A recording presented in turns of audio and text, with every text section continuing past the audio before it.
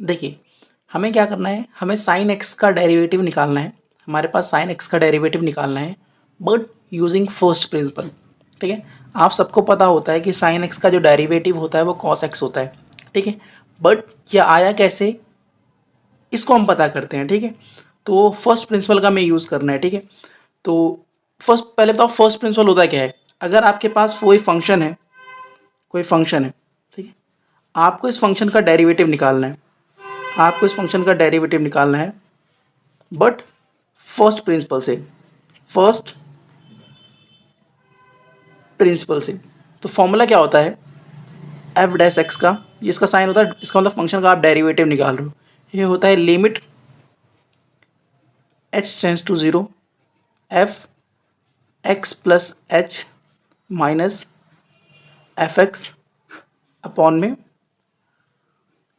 H. ठीक है, ये हमारा फॉर्मूला होता है फर्स्ट प्रिंसिपल का। ठीक है, तो इसी फर्स्ट प्रिंसिपल का यूज करके हमें क्या करना है, साइन एक्स का डेरिवेटिव निकालना है। ठीक है, अब इस फर्स्ट प्रिंसिपल को लगाने के लिए जो जो हमें रिक्वायरमेंट है वो हम ले लेते हैं। हमारे पास फंक्शन क्या दिया गया है, फंक्शन हमारे पास है साइन एक्स। तो हमारे पास जो फंक्शन है वो हमारे पास है साइन एक्स। अगर मैं एफ एक्स प्लस एच निकालूं तो क्या आएगा, वो आएगा साइन एक्स प्लस एच आएगा। एफ एक्स तो मेरे पास है, तो लगभग सारी चीज़ें जो मुझे फर्स्ट प्रिंसिपल में पुट करनी है वो मेरे पास आ गई हैं। अब यूज़ करो, पुट करो सारी चीज़ें। तो अगर हम इसके अंदर पुट करते हैं फर्स्ट प्रिंसिपल के अंदर सारी चीज़ें, तो एफ डैश एक्स क्या आ जाएगा, limit h tends to zero, f x plus h क्या है हमारे पास, sine x plus h minus f x क्या है हमारे पास, साइन एक्स अपॉन में एच। ठीक है, अब यहाँ पे आपका एक फॉर्मूला लगा है, अगर आपको याद हो, ये वाला फॉर्मूला आपको याद है, sine x minus sine y. ये क्या होता था, ये होता था टू, बताओ, two cos x plus y divide by two and sine x minus y divide by two. ये हमारे पास फॉर्मूला होता था। अब हम इसके अंदर लगाते हैं। ठीक है, फॉर्मूला, तो एफ डैश एक्स क्या हो गया हमारे पास, limit h tends to zero to cos x की जगह पे हमारा ये पूरा एक्स प्लस एच है, कहीं ना कहीं ये हमारा पूरा जो है, ये पूरा हमारा जो है, ये पूरा जो हमारा है, ये एक्स की जगह पे काम कर रहा है, एक्स की जगह पे, और ये जो हमारा है ये हमारे वाई की जगह पे काम कर रहा है, वाई की जगह पे। ठीक है, तो पुट करो जरा, तो एक्स प्लस वाई, तो x plus h plus x divide by two, फिर sine x minus y upon में टू, और डिवाइड बाय एच तो है ही।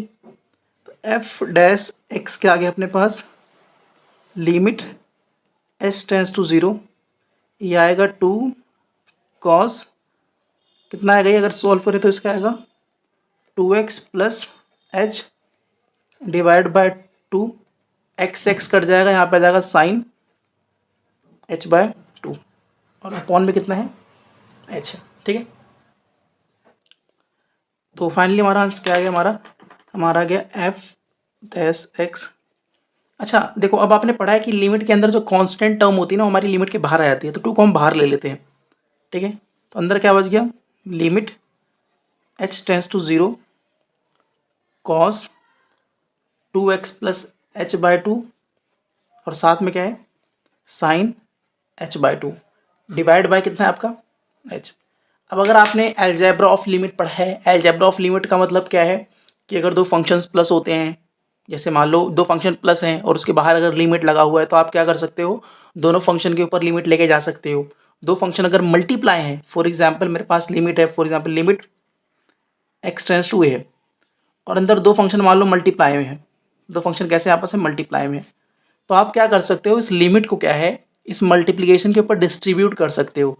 तो इसको आप लिख सकते हो limit x tends to a f x dot limit x tends to a g, ये आप कर सकते हो। ठीक है, तो अब मैं एग्जैक्टली यही चीज़, यही जो एल्जेब्रा ऑफ लिमिट में जो फॉर्मूला है मैं यही यूज़ करने जा रहा हूँ।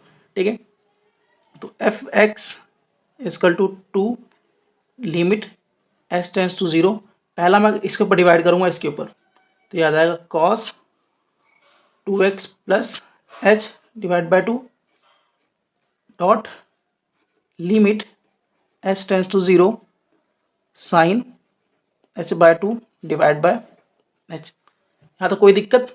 भाई मेरे पास दो फंक्शन थे ना, एक फंक्शन मैंने इसको ले लिया, एक फंक्शन मैंने पूरा इसको मान लिया, ठीक है, और दूसरा फंक्शन मैंने पूरा इसको मान लिया इसको, और लिमिट को मैंने डिस्ट्रीब्यूट कर दिया, ठीक है। अब देखो, अब अगर आपको एक फॉर्मूला और याद हो, होता है हमारे में कि limit x tends to 0 sine x upon में x कितना होता है आपका, बताओ, 1 होता है, ठीक है, ये होता है। इसकी कंडीशन क्या है कि जो यहाँ पे है वही यहाँ पे होना चाहिए, वही यहाँ पे भी होना चाहिए, ठीक है। तो अगर आप ध्यान से देखो, यहाँ h बाय 2 है, अगर मैं यहाँ पे h बाय 2 बना दूँ तो 2 से डिवाइड करके 2 से मल्टीप्लाई करके मैंने बना दिया h बाय 2, लेकिन दिक्कत क्या है, यहाँ पे h है। अब आपको पता है कि अगर h की वैल्यू 0 की तरफ जा रही है तो क्या h बाय 2 की वैल्यू 0 की तरफ नहीं जाएगी? बिल्कुल जाएगी।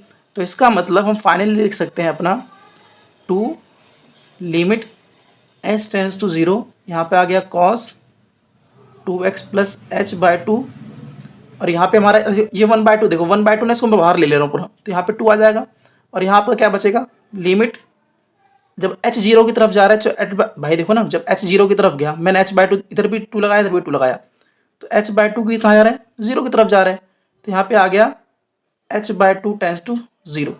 यहाँ पे आपका है साइन h बाय 2, और यहाँ पे आपका h बाय 2। तो अकॉर्डिंग टू दिस फॉर्मूला इसकी लिमिट कितनी हो गई, इसकी लिमिट हो गई 1, ये भी 1 हो गया, तो एफ डैश एक्स यहाँ पे आया 1, यहाँ बचा limit h tends to 0 cos 2x plus h by 2, और यहाँ पे आ गया 1। यहाँ तो कोई दिक्कत? ठीक है। अब क्या करो आप, इसके नीचे 2 से डिवाइड करो दोनों के अंदर, तो आ जाएगा f dash x equal to limit h tends to 0, यहाँ पे आ जाएगा cos x plus h by 2। अब अगर आप डायरेक्ट 0 पुट करो इसके अंदर, डायरेक्ट जैसे ही पुट करोगे तो ये पूरा आपका h बाय 2 0 बन जाएगा, तो यहाँ पे क्या आ जाएगा आपका, यहाँ पे आ जाएगा आपका cos x, ठीक है। तो इसका मतलब एफ डैश एक्स आपका फाइनली जो आया, आपका एफ डैश एक्स जो आपका फाइनली आया वो क्या आया, cos x, ठीक है। तो ये आपको याद करके रखना है कि साइन x का जो डेरिवेटिव होता है वो क्या होता है, cos x होता है।